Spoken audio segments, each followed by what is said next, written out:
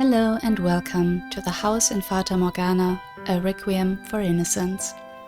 This is a gothic horror visual novel and a prequel to the main game, The House in Fata Morgana, which, if you don't know it, was all about uncovering the past, meaning this as a prequel will be one massive spoiler. Therefore, I highly recommend checking out the main game first. It is on sale right now, both on Steam and Manga Gamer, but I also have a Let's Play on the channel if you wanted to check that out. And yes, it is long. It was one massive slow burn, but very worth it in the end, which is why I wanted to check out more. So yeah, this being the prequel, we are having another look at Morgana's story, it seems, and the same warnings apply. Like the shop page said, violence, blood and mutilation would be part of this, so yeah, I don't think we'll have much fun with it really, but let's see.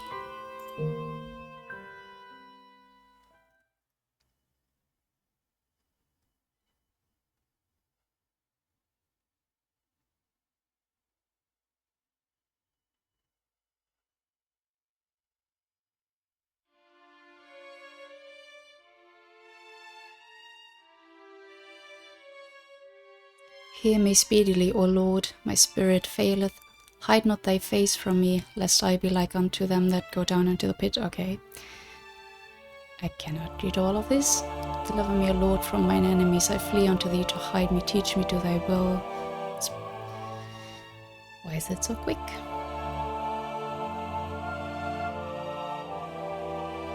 Please just stop it and read for yourself. I'm so sorry. For I am thy servant. Sounds okay.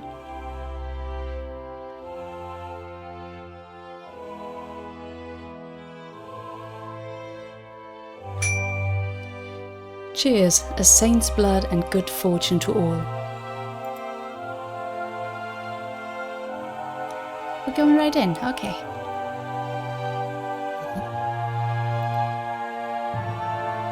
Voices, so many voices. Laughing, laughing, laughing. Was this the 10th such party? The 20th? I no longer had any idea. The Lord's guests merrily drank of my blood. My father had not blessed me with his miracle, so wealthy nobles could fill their goblets with it. My blood was for the poor, for the infirm and the destitute. Why am I here? Why am I not doing my father's work? With each passing moment, my body grew colder and colder, while a mad, fiery fervor spread among the partygoers.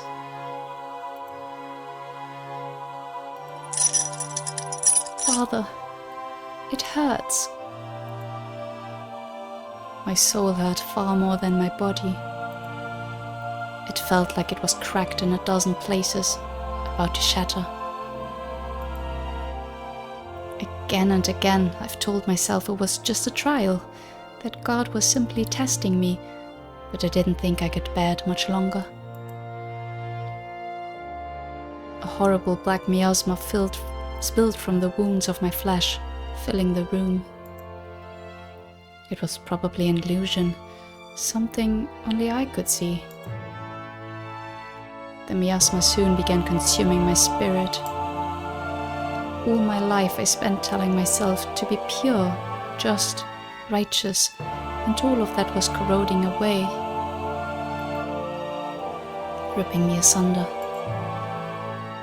Father, O Lord, of thy mercy, cut off mine enemies, and destroy all them that afflict my soul. For I am thy servant. I am thy servant. Please, O Father, deliver unto these sinners thy holy judgment. Cast them down into the depths of hell for the sins they would commit against thy faithful servant. Disguised as a prayer, I cursed them. For the first time in my life, I wished someone ill. I did what a saint, what the daughter of God must never do. And in that moment, I committed a sin greater than anyone else in that room.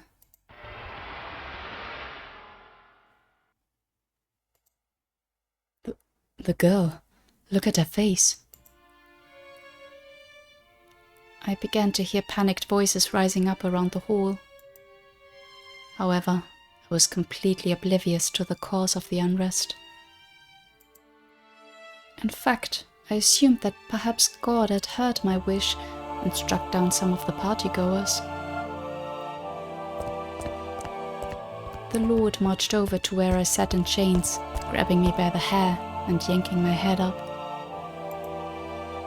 In his other hand, he held a sword. A disgusted grimace was carved onto his face, as though he was looking down at the filthiest thing in the world. You're a damned witch wearing a saint's skin.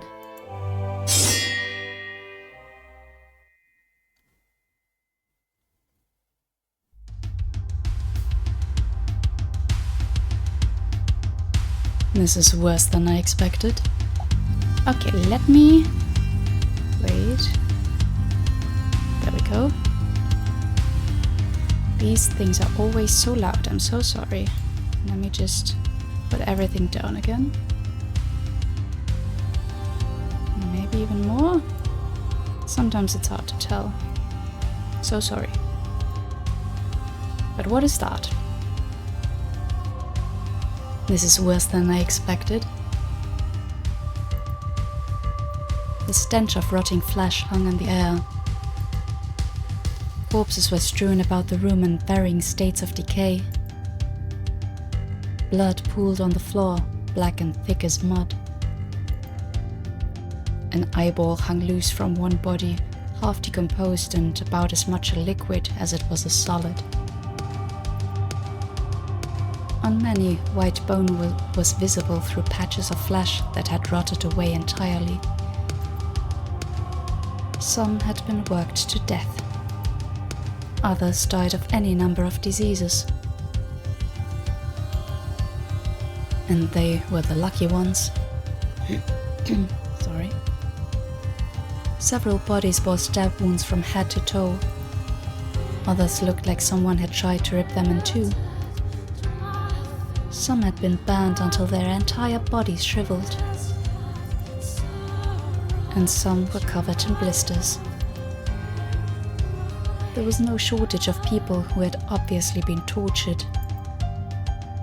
Though the man on the other end of the torture, the Lord Barnier, thought of it as more of a leisure activity. Great. The Lord was spoken of in whispers as the second coming of the great tyrant of old. Though it wasn't until I snuck into his manor and saw it for myself that I truly understood how accurate that was. He was a damned psychopath. I apologized that I couldn't make it in time to save you all too. I'm hardly a religious man, but for you, I think I could spare a prayer. Rest in peace. I'm not myself today.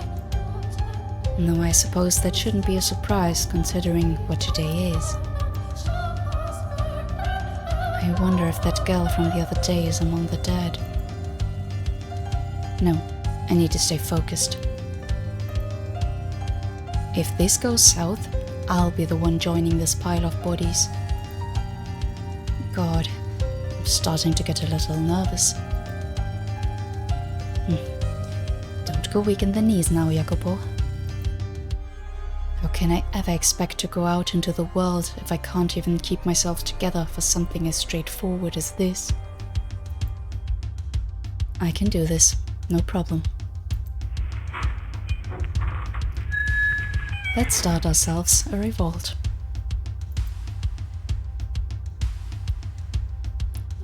It all began a little over 2 weeks earlier. The local lord's iron-fisted rule was destroying the commoners. And this went doubly for those living in poverty, who were barely scraping by before Texas.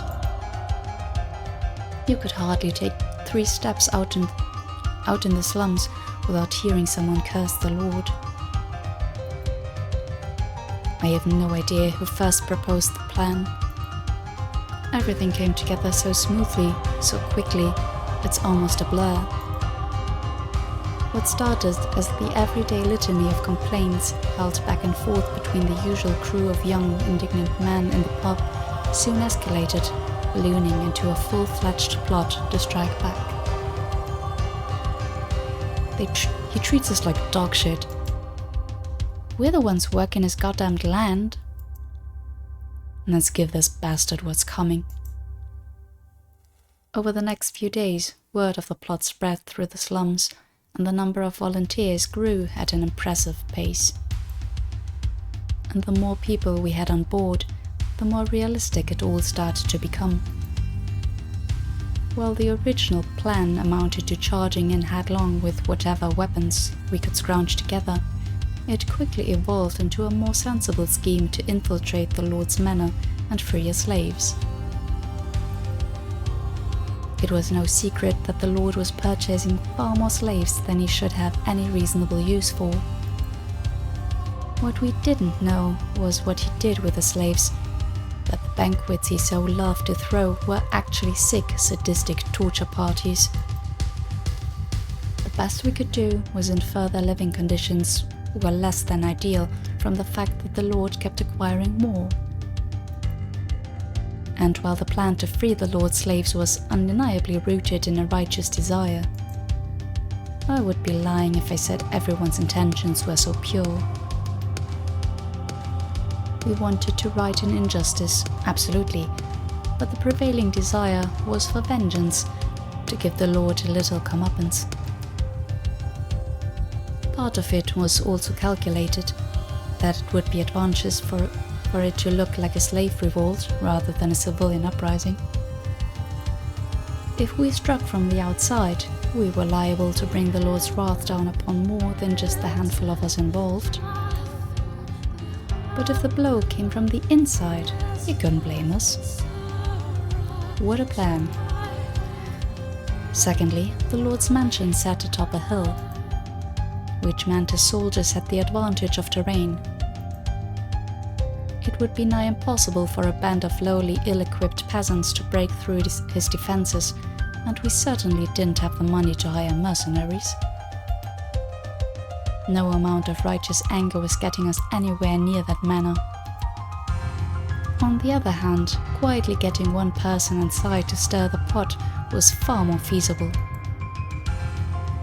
So, ultimately, freeing the slaves was a means to an end. It was our best chance to deal with the Lord a real blow. Of course, that didn't mean we wouldn't save as many people as we could, nor did it mean it would be easy to pull off, or that any of us would make it out alive. Yeah, it's still very risky, but, I mean, what options do you have if you're already dying, basically, of poverty and everything? The plan went as follows. We would find a slave trader willing to sell one of us to the Lord. Once they had infiltrated, they would spread word of the scheme to the other slaves, trying to get as many of them on board as possible. Finding a slave trader willing to cooperate was surprisingly easy. They're businessmen, and slaves their product.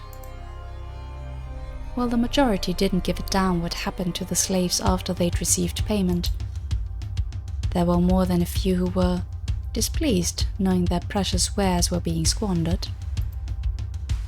Slaves are supposed to be long-term workers, They're not meant to be expendable. They require food and rest and some semblance of reasonable living conditions. It was far from a glamorous life, obviously, but most sensible slave owners at least had a vested interest in keeping their workers alive. However, that was far from the case with Lord Barnier. Slaves were, of course, the property of whoever purchased them, and a mere slave trader had no place complaining about how they were being treated. That didn't mean the traders had to like it, though, and there was a small collective of them who staunchly refused to do business with the Lord, quietly mocking any who did. Interesting. It makes sense, but it's an interesting angle.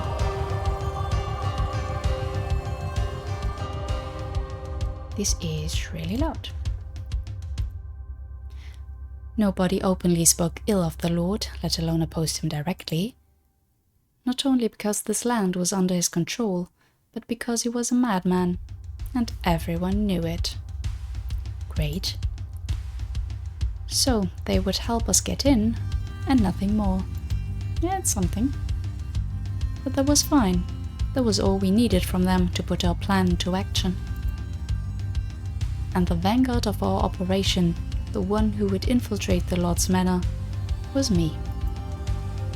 I volunteered for the position, partially in the heat of the moment, but also because I was confident I could pull it off. Above all, though, I didn't want to believe that I couldn't manage such a straightforward task. I had to step up and take initiative, or I would never escape this life as a poor, lowly slum dweller. Crawling through the dirt, everyone, nobles and peasants alike, looking down on me, thinking I'm worthless. That would be me for my whole pathetic life. Like hell I was going to let that happen. I wanted to claw my way up, as high as I could manage. I didn't want to surrender, to accept that I was powerless. I wanted to make something of my one and only life. Oh, the irony. We chose the beginning of the Lord's next banquet for my infiltration. And that was when I saw the horror for myself. The abuse and the torture he put the slaves through. It was a goddamned blood banquet. Any mistake, no matter how small, would invite harsh discipline. If Barnier was in a particularly foul mood that day, he would physically beat the wrongdoer. He had a particular fondness for activities that drew blood, though. And he would regularly gather together nobles with similar predilections at his manor. Once a banquet had begun, it generally continued for around 2 weeks. 2 weeks? What?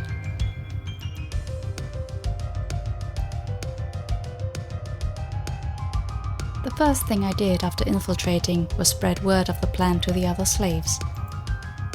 To be honest, I assumed it would be easy getting them to cooperate. They should have reviled Barnier more than anyone, after all.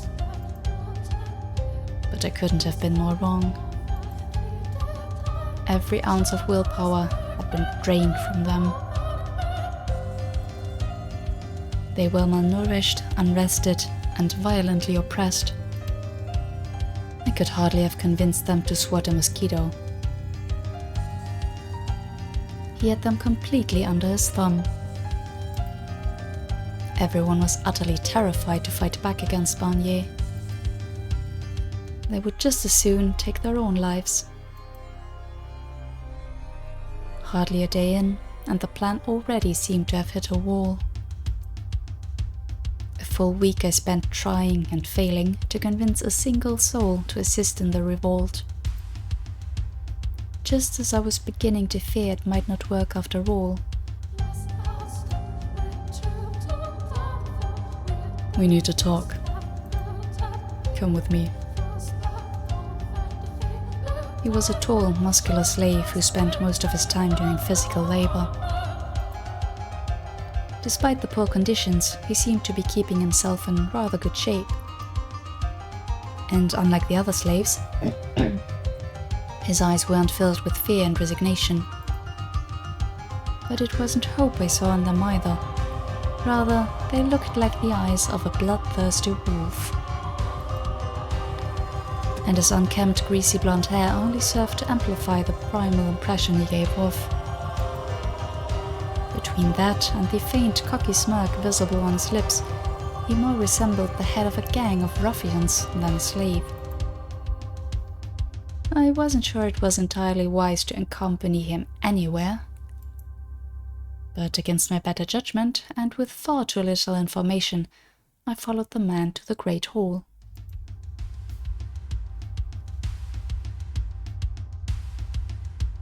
There were a dozen or so nobles and upper-class men and women clustered about the hall.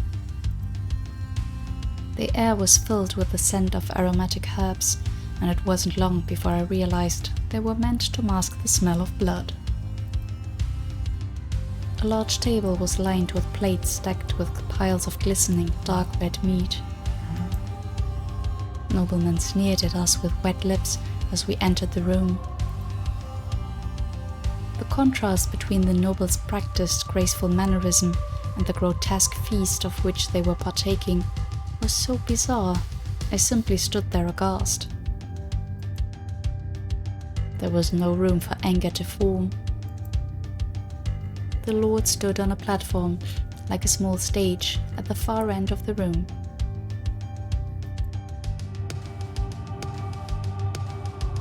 Are you the slave who offered to be the day's entertainment? The buff man nodded, dropping down to one knee. What does he mean by entertainment? Yeah, I thought the same.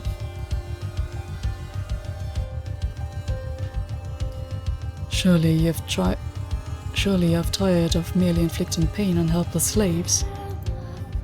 Would you, by chance, be interested in something a little more exciting?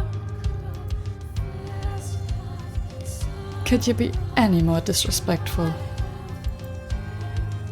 Lord Barnier, you would do best to rid yourself of barbarians such as him. There, give the poor man a break. You can't expect an uneducated slave to be properly versed in the ways of polite society. No, elaborate, slave. Me and him, we duel, right here, right now. Okay.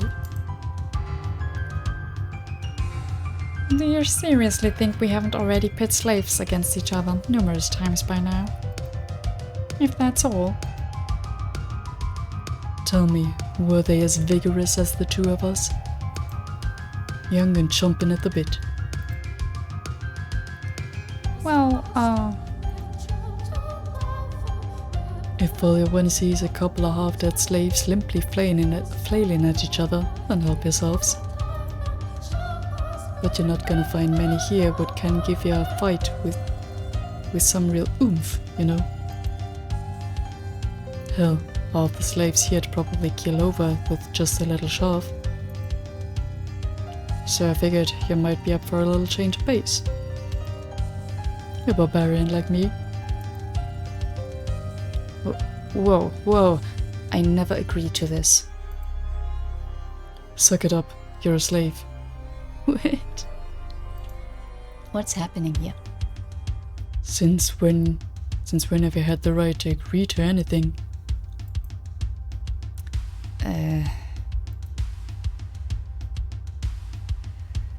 You make a compelling argument.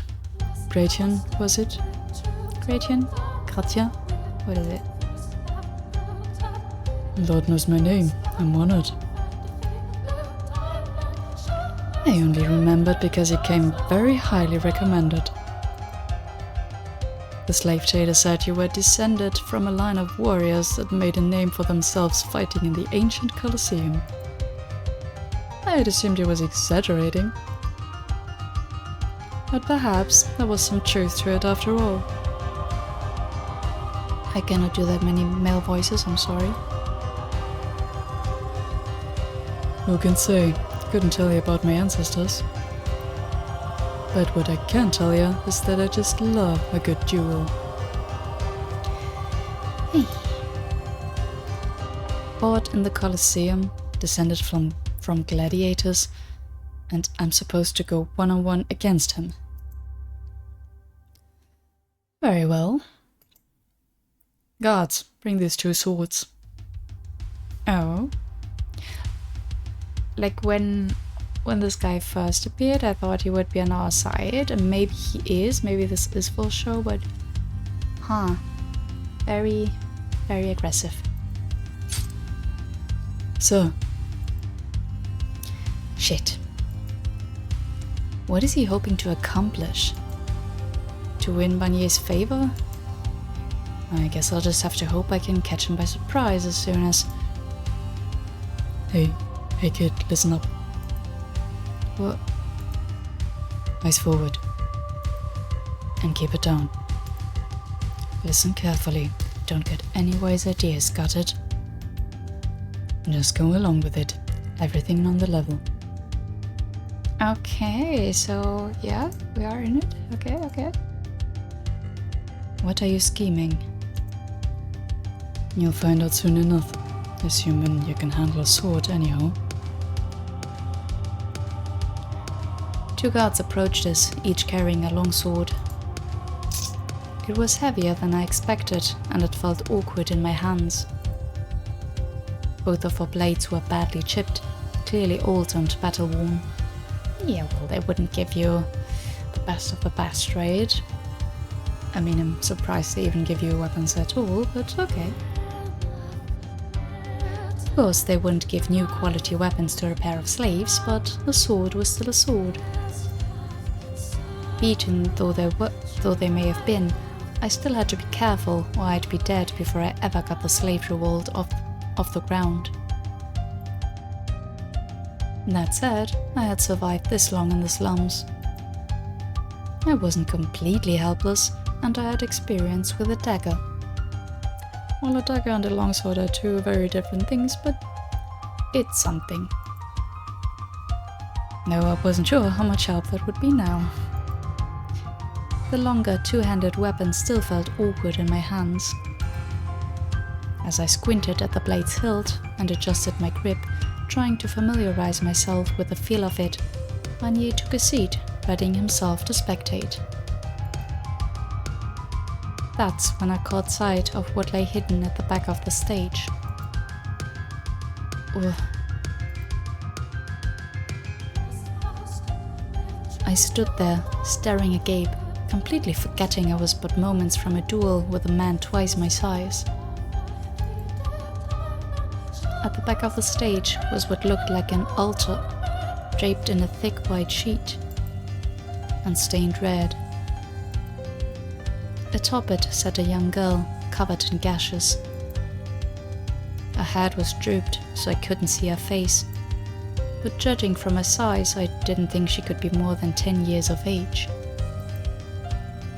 Some wounds were older and had already scabbed over. Some were swollen, bright red protrusions on her pale skin. Some were oozing pus, and others were so fresh they were still bleeding. It was difficult to find a part of her body that wasn't cut. Hey, what do you think you're doing to that girl? I don't care who you are. No one deserves that. Even as I shouted at the Lord, the girl remained motionless. She seemed unconscious. Not dead yet, but it wouldn't be long. Silence, cur. I don't recall giving you permission to speak. Or if you'd rather lose your head right now, continue on as you are.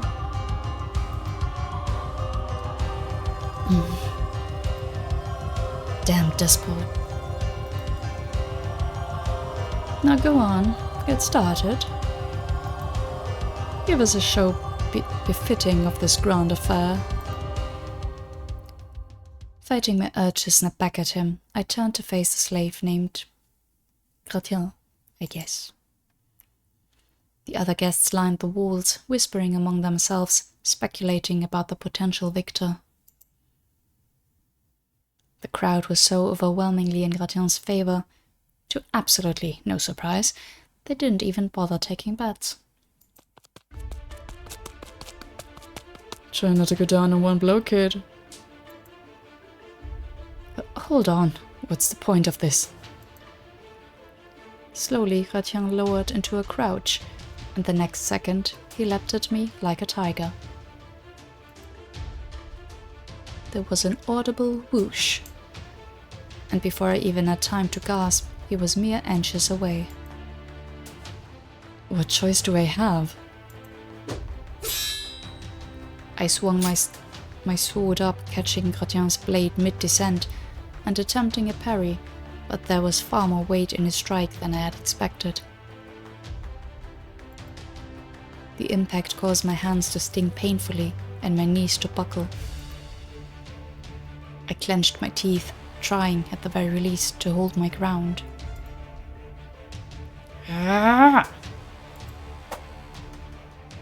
Gratien barely gave me time to recover, let alone strike back, before launching into a second attack.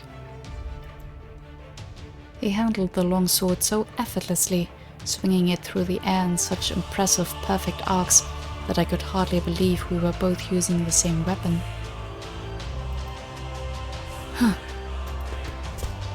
I twisted out of the way, but not quite in time. The tip of his blade skimmed the skin of my neck. And then, not even giving me a chance to catch my balance, he thrust his blade at me. While I managed to deflect the attack just in time, I wasn't able to follow through. Meanwhile, a wide, mocking smirk spread across Gratien's face. He seemed to be having the time of his life. Come on, kid. You're gonna have to do better than that if you want to keep your head. I rattled off several insults in my head. But unlike him, I couldn't spare the energy to put them into words. Pick it up, boy.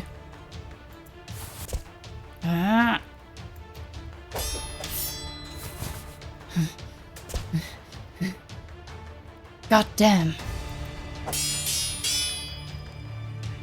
That all you got, kid? I thought you'd fare a little better. Shut your damned mouth. I was stuck on the defensive, and with every strike, he pushed me farther and farther back. I was almost up against the wall. I thought he said this was part of some plan. Or was he just trying to get me to let my guard down? He's conspiring with the Lord. He must be. Why challenge me to a duel, though? Did someone spill word of the plan to him? Nah, I don't think so. They could have you executed any time as a slave, right? So... Come on. Give me your best shot, boy. Yes, very funny. You know damn well I'm barely managing as it is. You gotta at least try. Don't want to put our audience to sleep now, do we? Even the bones in my forearms are starting to sting. I don't know how much longer I can keep this up. Here, let me show you how it's done.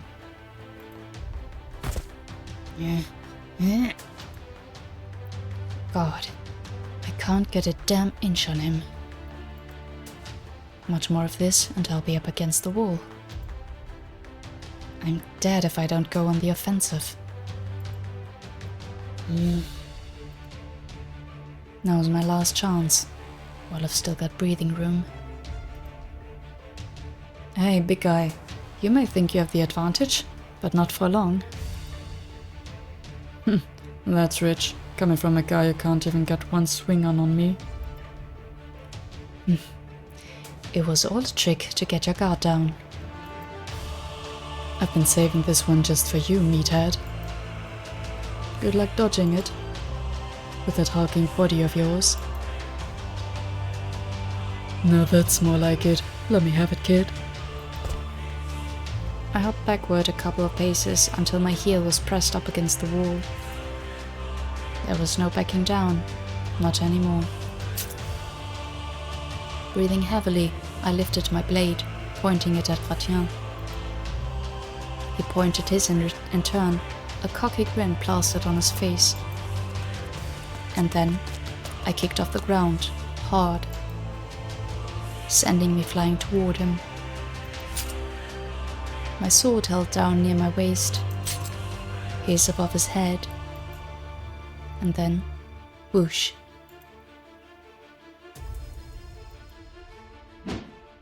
He whiffed, his blade ripping through the air just over my head.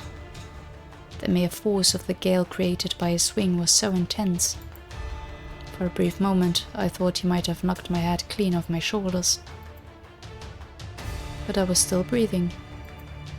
And despite the exhaustion, my mind was incredibly clear and focused.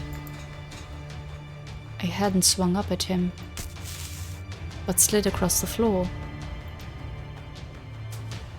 Your back's wide open. I lurched to my feet, spinning around, and swung my sword at his neck with everything I had.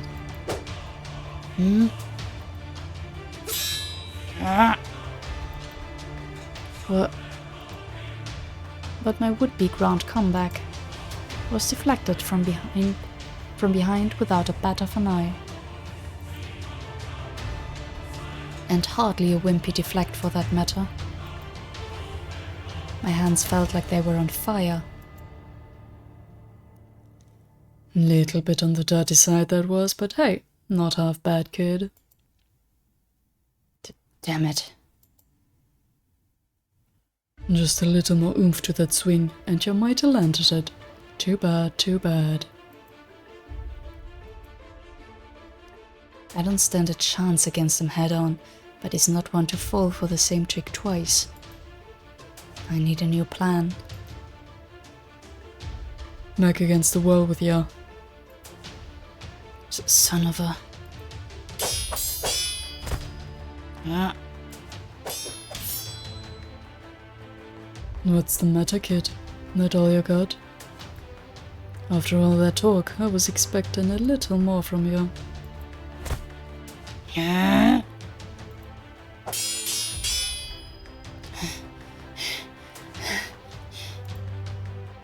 He's got me completely under his thumb. I'm dead if I don't do something, but I can barely lift my arms anymore.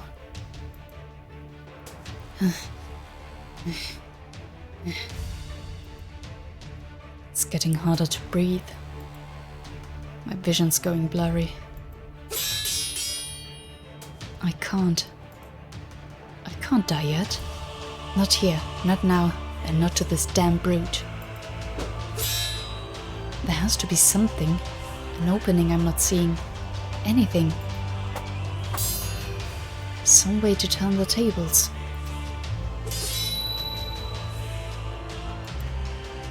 Am I imagining it, or did I react to that quicker than usual? Is he doing what I think he's doing? Patterns were forming in my mind. I'd been through this routine so many times now, my body instinctively knew what came next. I'd parried a strike entirely by reflex. I wasn't so full of myself as to think it was a sign I was gaining the upper hand. As much as I loathed to admit it, he had every imaginable advantage over me. I should have realized what he was doing sooner, but I'd been so focused on keeping my head attached and my sword in my hands that I didn't have the spare mental capacity to see beyond that. I mean, that's fair, like from an outside perspective you can see he's scheming something, but if you're in that moment, sure. He was in complete control. The only reason I was able to keep up with him was because he was letting me. because he was repeating the same sequence of attacks again and again. If I'm right, then next, he'll come from above.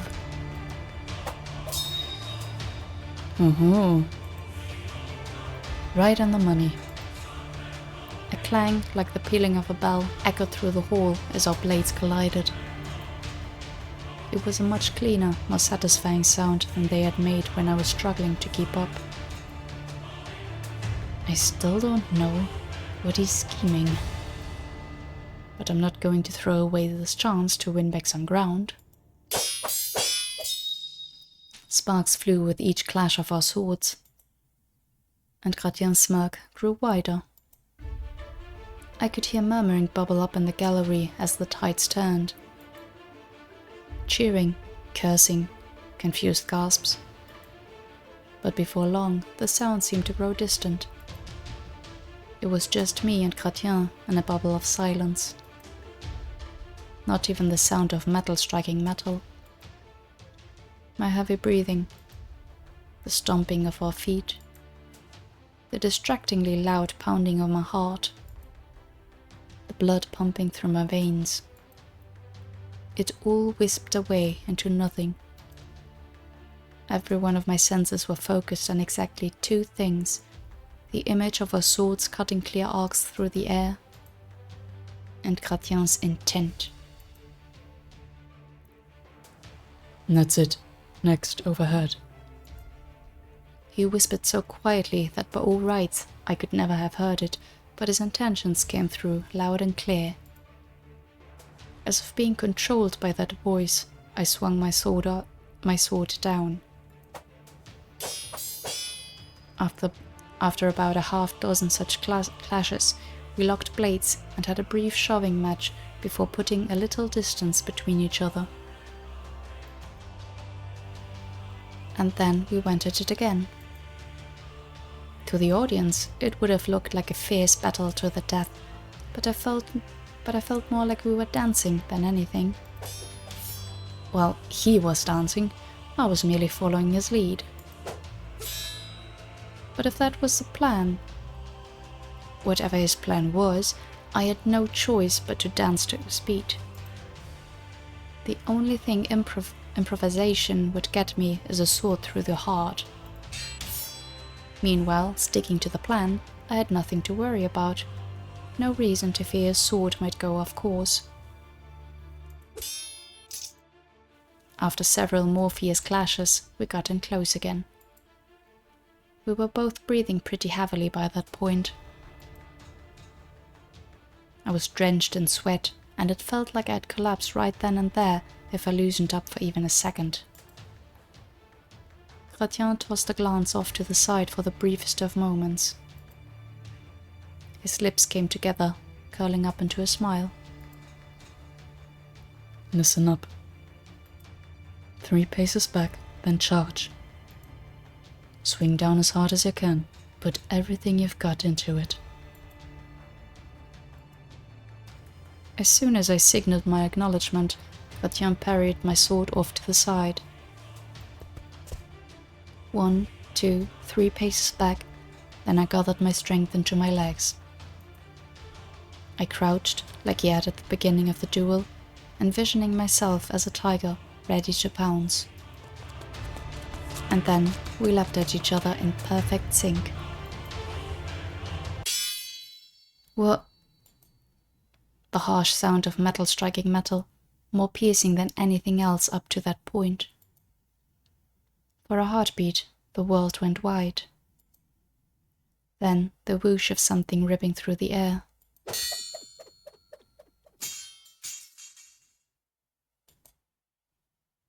It wasn't for another second or two that I realized what had happened. Breathing heavily, I looked down at the sword in my hands, only to find half of it missing. Gratien's blade appeared to have snapped as well. The gallery began buzzing. "Are you all right?" "Oh, dreadfully dangerous."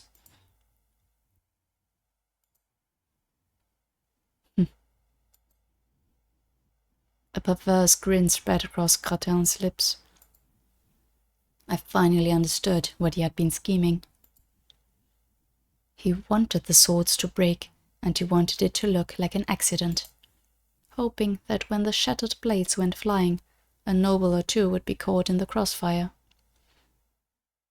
That's your great plan? I thought you were trying to make it look like an accident, like running into someone with your sword or something. Like getting close enough to properly stab on you. But okay, I mean... That explained the whole song and dance. Why he had us hitting each other's blades in the same spots again and again. I see. But how the hell would you ever expect that to work?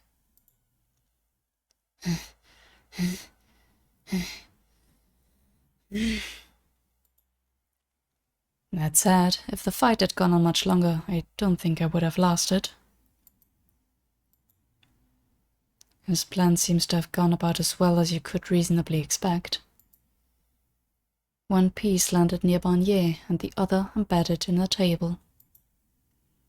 That's fine by me. I'd rather avoid causing any more of a scene before the actual revolt.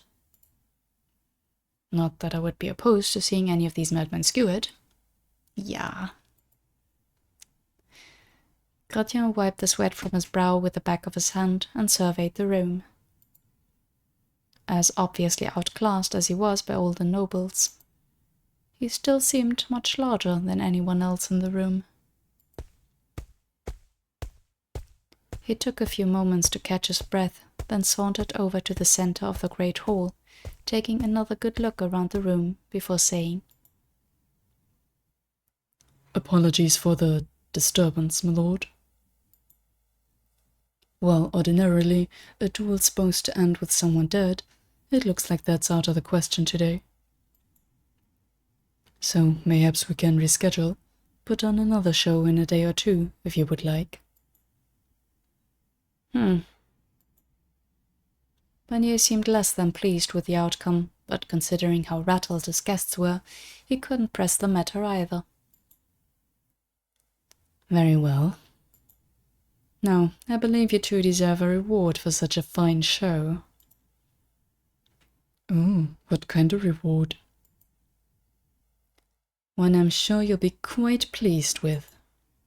The leftovers from today's feast. Gourmet cuisine, the likes of which you mere slaves could only dream of getting your dirty hands on." "You mean those bleeding scraps of mystery meat?" "Worry not. There's pork in there. Or does your religion prohibit you from eating pig?" "No, I gave up on religion long ago. I'm fine with eating meat. Most meat, anyway." "I'll have the other slaves bring it down this evening, then. Now, the show's over. Be gone with you." "Gone we be, my lord." "I'm still concerned about that girl, but there's nothing I can do for her right now. Hopefully she lasts long enough for the revolt, but with wounds like that..." "Hey, kid, pick your beaters up. Pick your beaters up and let's get out of here." I cannot with this like accent thing. "I am not beat, thank you very much." "Who are you trying to fool when you're wheezing up a lung? Good enough about it only makes you look more pathetic." "Piss off, you inhuman monster."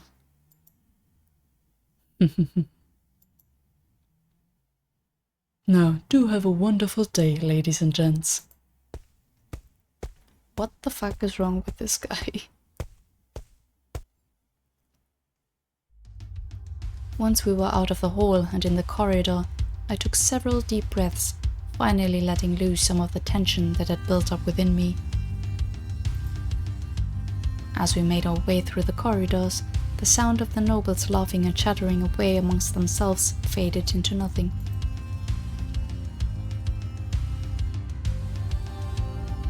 we headed for the rather barren waiting room where slaves without assignments were kept. In essence, it was a human closet. I looked up at Requiem, who was standing beside me. I had about a dozen things I wanted to say to him, but I couldn't organize my thoughts into words. So I simply shrugged and pursed my lips. Yeah, that was a shame. What was a shame? You were hoping to kill at least one noble when the swords broke, weren't you? If only. I'm not that skilled, hell no. You could have fooled me.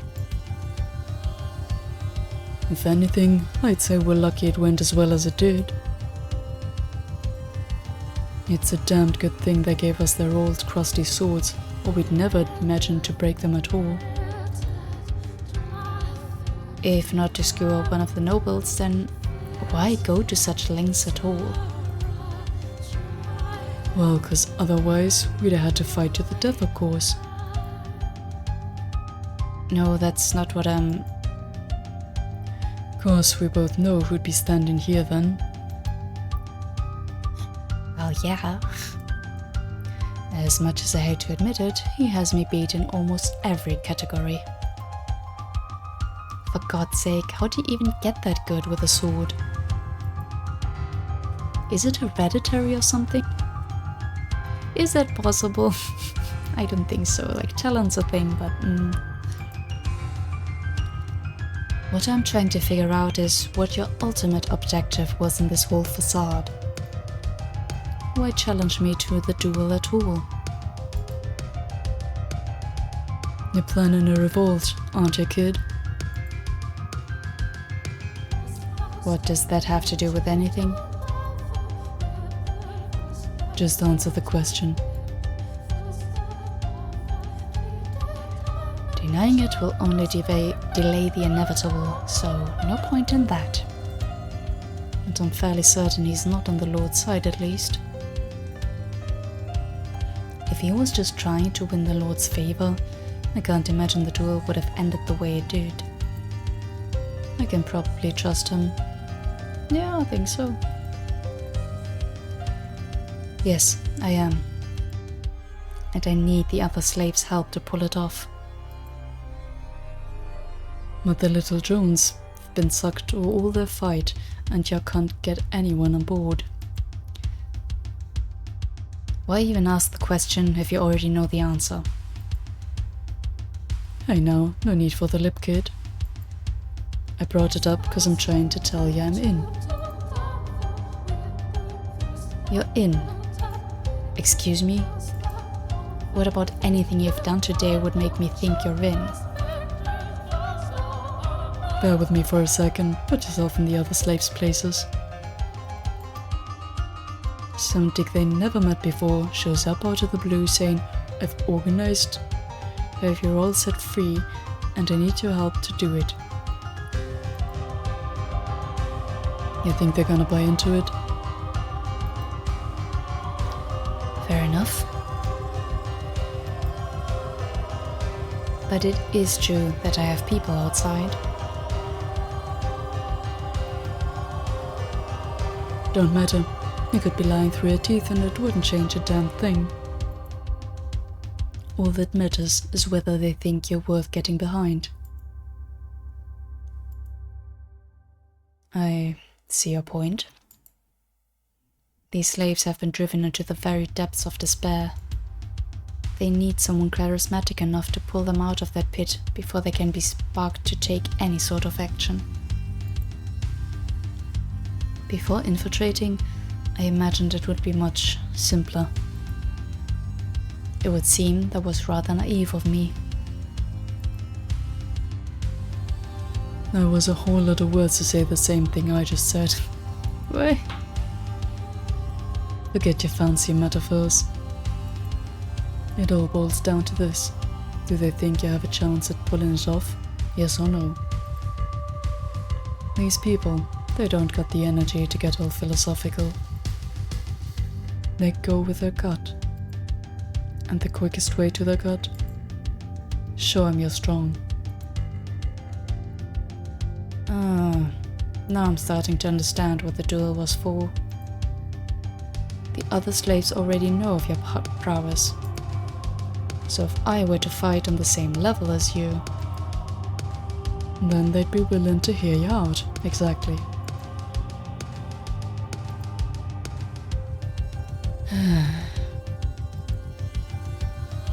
Well there, kid, why the sigh? You're trying to blow this place down?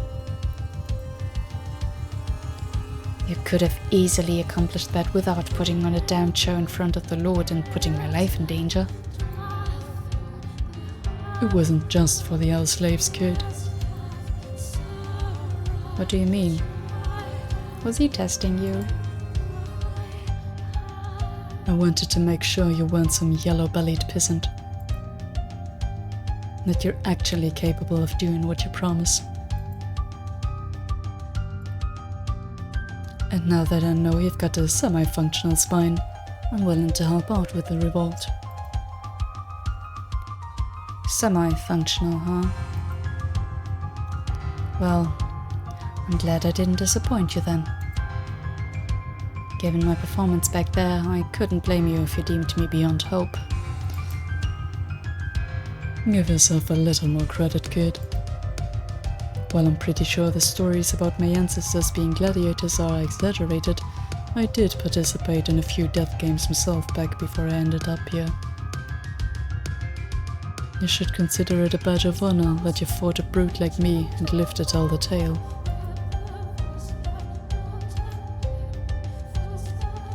I was under the impression the church put an end to gladiatorial games. Oh, right. It went underground. Of course it did. The rules may change, but not people. Always a market for blood sports.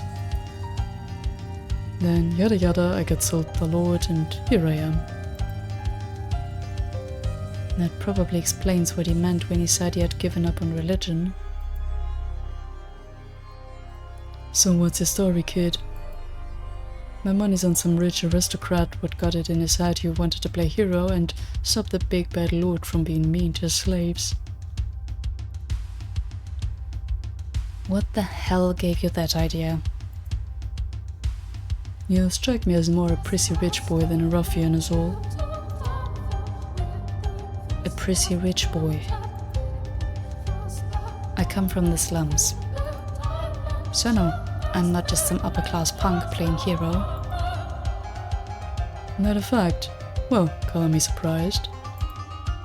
You sure don't talk or act like any of the slum boys I know. That's probably because... Nothing. And now I'm even more curious, damn it. Honestly, it's not that interesting, I promise. Forget I said anything. It's because I want to be able to blend in when I eventually leave the slums. But he doesn't need to know that. I only just met him. Whatever you say then. In that case, how about we do some proper introductions, huh? Name's Requiem, which you should already know. Nice meeting you, kid. Jacopo. I'm very glad to have your support, Katja. Don't mention it. I've been wanting to make the scumbags eat dirt myself, and this is the perfect chance. Oh, right. One more thing I wanted to ask. What? How old are you? Excuse me? Is that relevant to anything? Jeez, kid, someone really needs to teach you how to shut up and answer a simple question. I'm 19. Oh, thank God, I'm 20. Now I don't have to feel like an ass for calling you a kid. Okay. I'm only a year younger.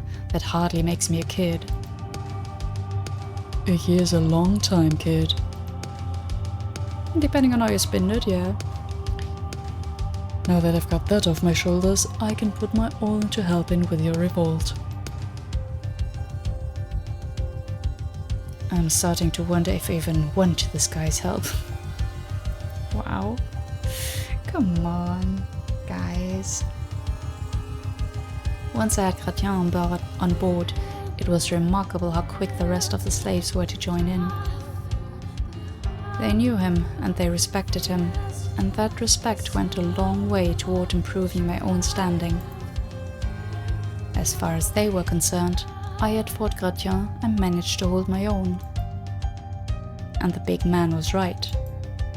It wasn't a clever plan or a moving speech these people needed to put the light back in their eyes. It was a show of strength. Over the next few days, as Barnier and his guests indulged themselves, word of the plan quietly spread beneath the surface. I started to see signs of life for the first time since I had arrived. The majority of the slaves were emaciated and weak. There was a good possibility that guards would kill many of them. But still, I urged on any who hesitated by saying, "If you choose to stay, you're guaranteed to be killed eventually." It was true, to be sure, but in essence, I was threatening them. Help or be left behind to die. And that was enough to convince them to grab onto the thread of hope I was offering, however frail it may be. We chose the 13th day of the banquet to commence the revolt. Waiting until almost the end of the party's usual 2-week duration gave us a slight tactical advantage. Naturally, Barnier's guests did not attend without their own protection. But after being made to watch over almost 2 weeks of debauchery, the guards would start getting exhausted. They would stop caring. And that was exactly what we needed.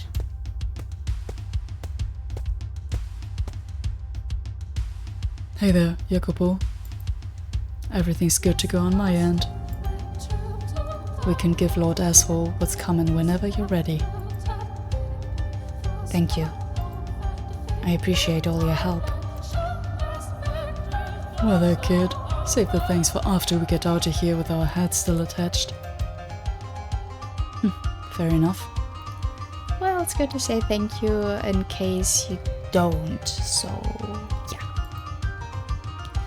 Then how about this? If we both survive, I'll take you to the best pub in the slums. As long as they're pretty ladies, count me in. And there's one I can introduce you to if you don't mind a girl's headstrong and with a little bit of bite. Oh, we know who that is, don't we? Tough and pretty? Now that I can get behind. I've spent so long surrounded by all these half-dead drones that I could sure stand for some good-natured abuse right about now. Good-natured might be a bit of a stretch. Rub her the wrong way and you'll find yourself short a pair of jewels. Think I'll pass on that one then. I don't care how much of a looker she is, I ain't ready for her to be my last. How about this then? I tell you what I'm looking for, and you have someone picked out for me by the time this is all over. Flexible on the looks, but slender and short are a must. Meaty girls aren't really my type. Blonde hair and blue eyes are a plus, but it ain't a deal breaker. And I like them a bit. Slow down there. You've got your head way too far in the clouds if you think you're going to find your ideal wife at a brothel in the slums. Hey now, how do you expect me to give this my all without something to look forward to on the other side? I suppose it is a decent motivator. See, you get me. Boys. Now, on to business. You ready to do this? I've been ready, kid. Just waiting for the word. That's about as good as an answer as I could have hoped for. Before we begin, I want to go over the plan one last time. After you've secured weapons from the armory, you take command of the other slaves and go open the gates. While you do that, I'll signal to my people outside and cause a diversion. As long as we don't make too much noise, the Lord and the other nobles shouldn't realize anything is amiss until we're on top of them. As soon as the gates are open, you head for the Great Hall, where we'll rendezvous. We crash the party, and while the Lord and his friends are distracted, my people will lead the slaves to safety. And then we swipe up all the shiny things we can carry and get our asses to high hell out of here. Out of there. Right, can't forget the valuables. Huzzah! I'm getting all sorts of fired up. Don't you trip and fall on some guard's sword before we even get to start our fun, you hear me? Same to you. Well then, let's get going. May fate be on our side. Damn right. Okay then, good luck. Hey, what do you think you're doing?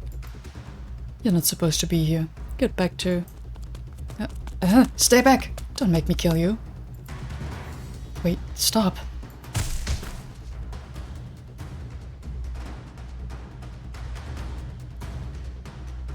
Okay. You're up. Come on and draw your bloody cards already. Don't rush me, I'm thinking. On with it. It's almost lunch. If I hold this and throw away these, then I could... Christ. You hear that? Sounds like something's happening downstairs. Quit trying to distract me. I ain't letting you run off with a pot like last time. No, I'm serious. Something's going on down there. It's probably just a slave getting beat. How are you not used to that by now? I don't know. Something feels off to me. I'm gonna go check it out. And don't even think about messing with the cards while I'm gone. I won't. Hurry back. Ain't no bonus for giving a rat's ass, so it beats me what he's so eager about. God, I wish I could have gotten hired at a place that paid a little better. Am I seeing things? I swear I just saw something move. Yeah, you, on the wall, get down from there. What do you think you're doing? You're not supposed to be up. What? The knife. Away before I... You're up here playing cards and you have the nerve to call yourself a god? I expected resistance to be light, but not this bad.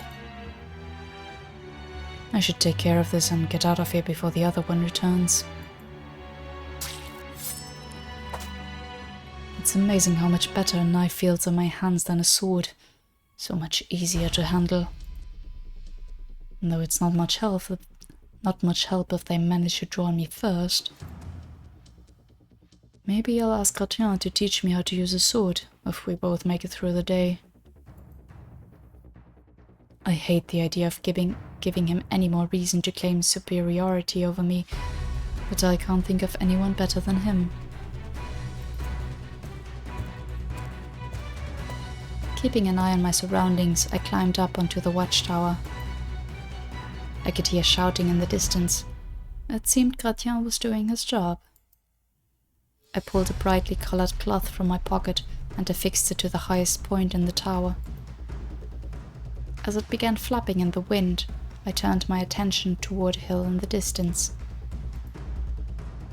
A group of tiny dots emerged from behind a rock formation, heading this way. I let out a sigh of relief. Next up, time to make some noise.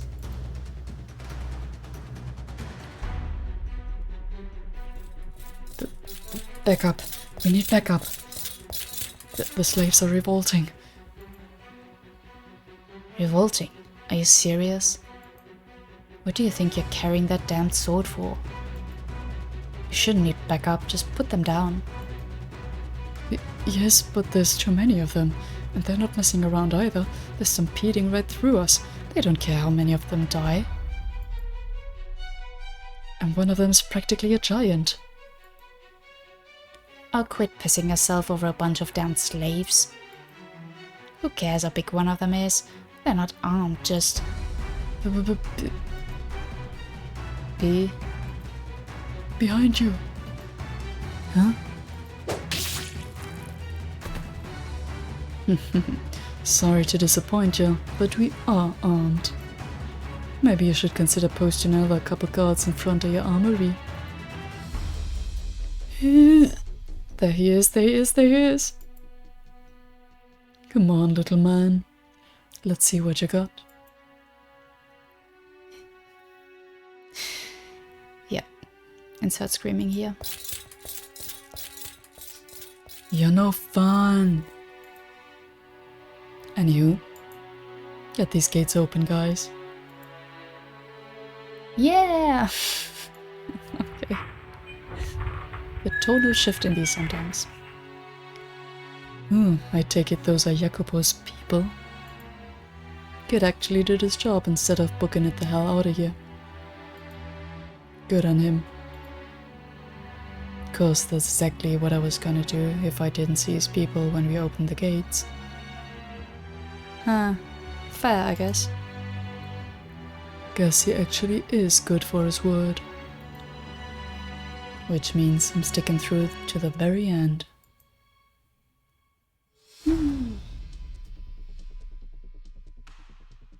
Hey, take out as many of the bastards as you can on your way in, and be thorough. We want a clean escape, and we don't want to give them a chance to surround us. Keep at it, don't let them get organized.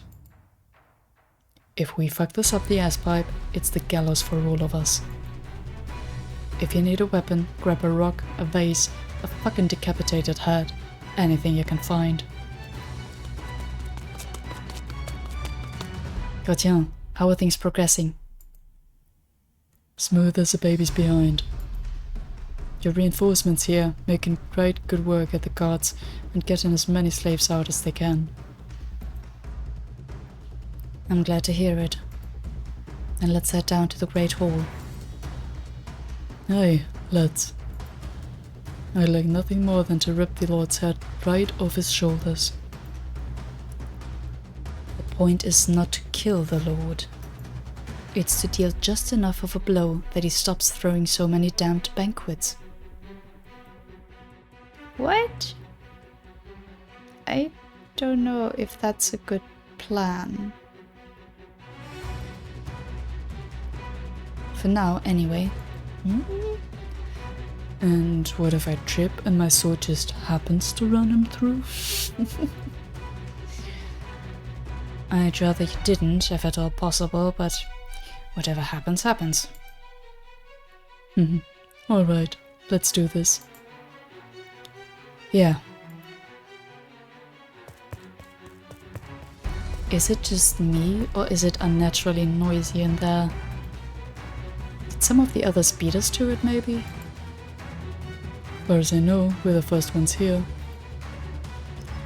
Well, I guess we'll find out. On the count of 3. 1, 2, 3.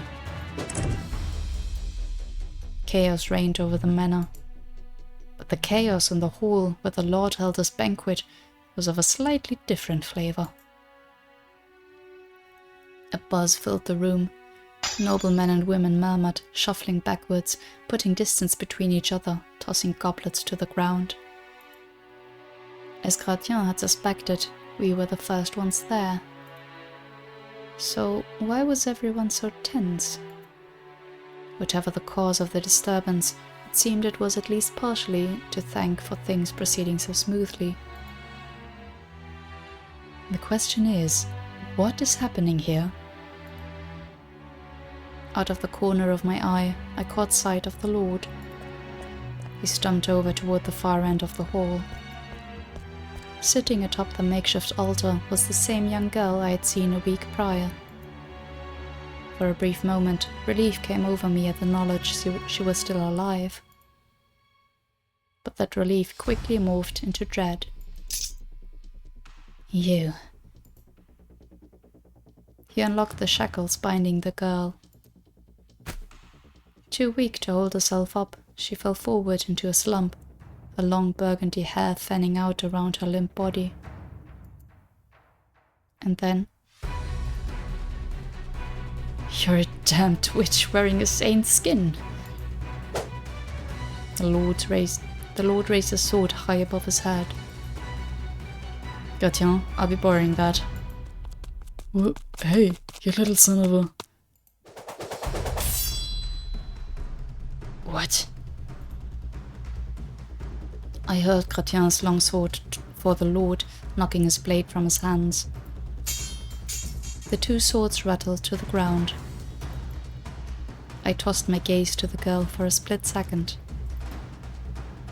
She was very clearly out of it, but she seemed to be breathing.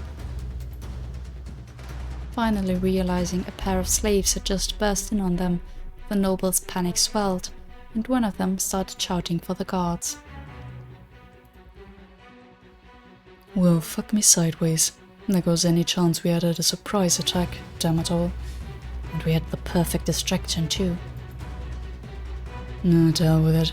Get in here, boys. Yeah!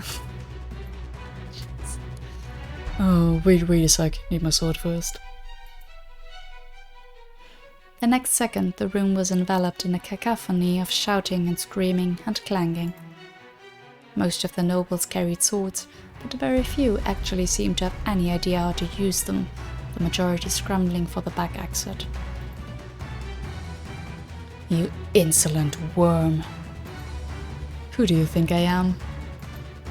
To threaten your lord is to slight God. Ever the cocky bastard, I see. Tell me, do you have any idea what's happening right now? Silence, cur. You will regret ever defying me. Nothing more original, you third-rate fairy tale villain. I was the one who had said the Lord's death was not part of the plan. Yet there I was, going straight for him. Gratien was absolutely right. The Lord had been distracted with the girl when we arrived, but I had thrown that advantage away. I'd seen God knows how many slaves killed in hardly 2 weeks' time. Adding another body to the pile shouldn't have fazed me one bit. Logically, there was no reason for me to care. But I couldn't just leave her. And of course, now that I'd picked a fight with the Lord, I had no choice but to follow through to the very end. I dashed for the Lord, scooping up one of the dropped swords and swinging it down on him.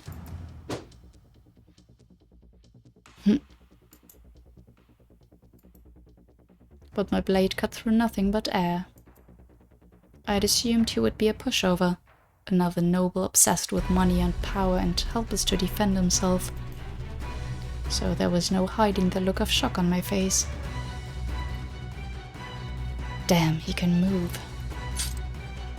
Barnier slid out of range, swiping the remaining sword off the ground and whipping it through the air with practiced grace. Perhaps you should save the snide yapping for when you have the skill to back it up, insignificant cur. We'll see if you still feel the same way when I'm through with you. I closed the gap. We clashed. He swung, I parried. Steel on steel ripped through hot air, carving ephemeral silver arcs in empty space. Our blades locked. What are you hoping to accomplish with this revolt?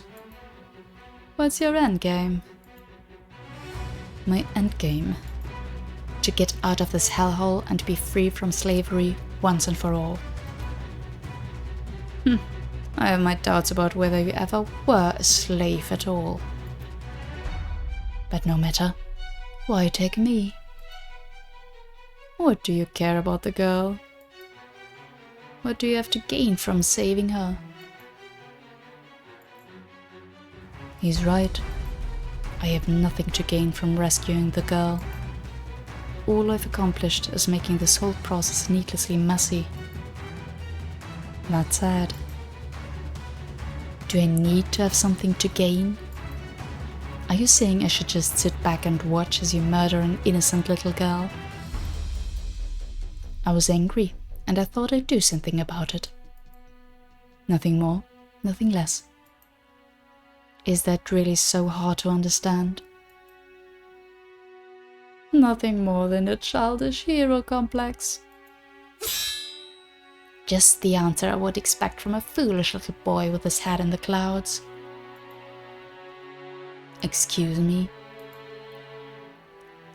You're a puny worm, powerless to truly save anyone. You merely want to help the girl so you can pat yourself on the back and pretend you did a good deed. You simply want an excuse to be proud of your worthless self. Look at her. The girl's hardly even breathing. She'll be dead soon enough, with or without your help. My help. And who do you think is to blame for that? You don't have any right to judge the value of her life. My role in this is irrelevant. Was saving a dead girl part of the plan? It wasn't, was it? You diverged from the script to rescue a girl whose life is of no worth to you whatsoever, also you could momentarily feel good about yourself.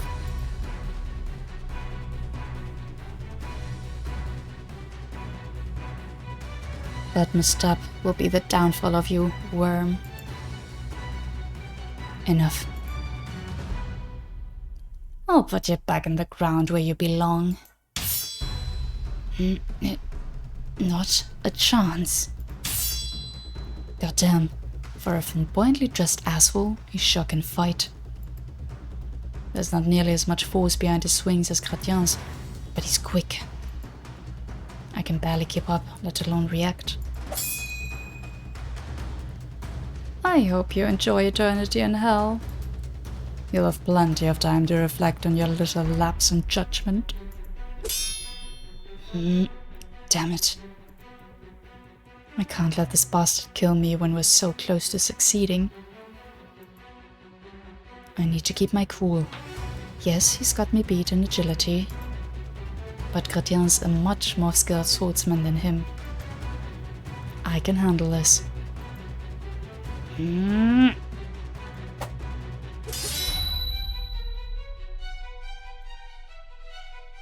Sheer determination can only mask a lack of skill for so long, boy.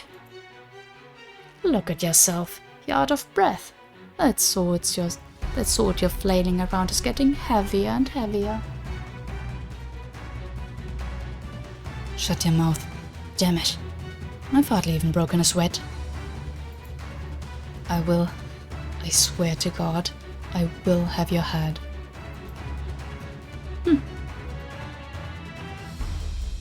Lord Barnier, your escape has been secured, my lord.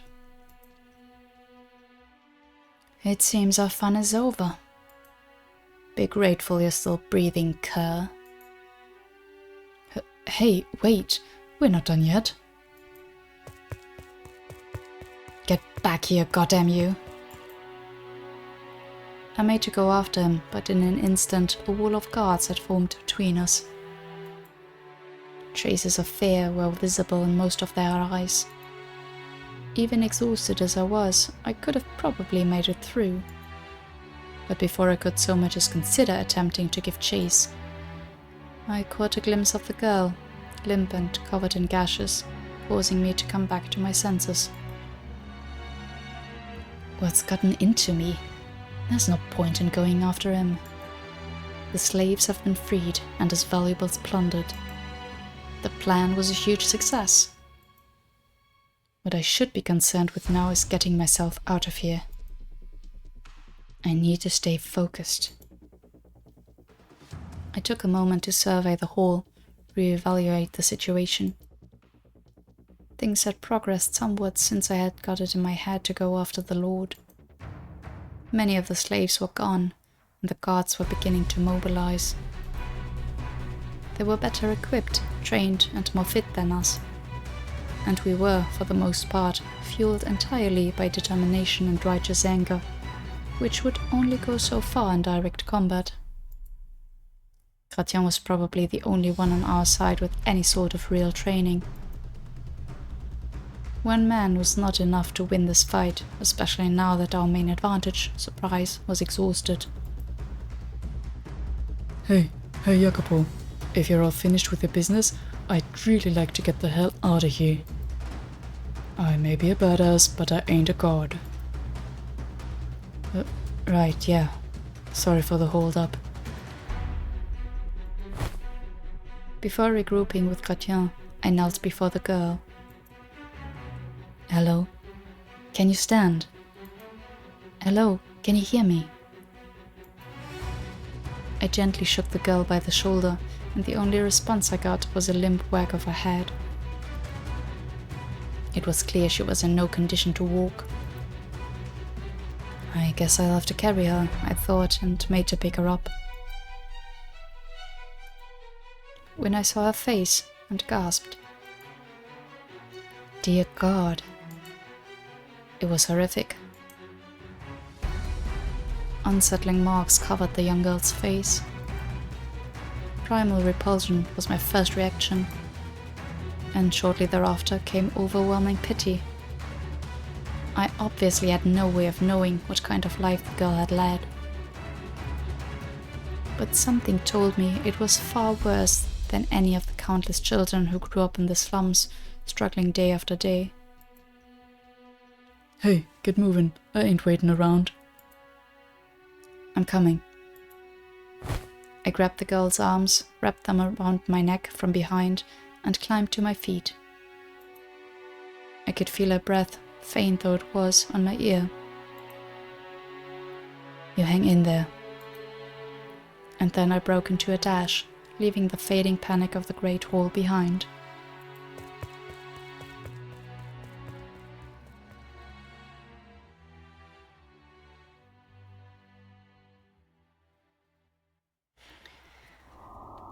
We really made it out, and that's where I'm going to stop for today. Let's do a save. Okay, so the revolt was a success, only that we didn't get to throw down the loot, really. Okay, but kind of strange. I mean, it makes sense to... If it's only about the slaves, of course it's good to just get them out there, get them on your side and all. And taking the valuables, sure. But in the long run, wouldn't it have been better to kill the Lord? Like, to at least attempt to, even if the plan didn't fully work out. Kind of strange, but okay. I didn't expect to get Jacopo's point of view so early on. Interesting, but it looks like we're going to switch to Morgana's then. Okay, yeah, a lot happening right off the bat. So I'm just wondering if we're going to get Morgana's backstory up until this point again as well. But yeah, good to see some different aspects of the story. I only read like a short comment of someone who said, okay, they really did check back with the main game to make sure that it was canon compliant, basically. And I guess this is just an expansion of the canon we already know from the game, which is very interesting and what I had really hoped for. So yeah, I like it so far. Kind of didn't expect Requiem to even survive this whole thing, but who knows what the future will bring. Like, I'm always expecting the worst to happen to everyone here, really, so that's that. Yeah, so that's it for the intro. Let me know what you think. Have you played this or seen this played? And yeah, because I know that obviously the first game is quite popular and somewhat well known among visual novel fans, but I don't really know about like the prequel and everything else, like how popular they really are. So that'd be interesting. Also, as always, no spoilers please, even though I already know the general story from the main game. But as we've seen, we get some different aspects. Yeah, interesting so far. And yeah, just leave me a comment. And that's it from my side for this time. Until next time. Bye bye.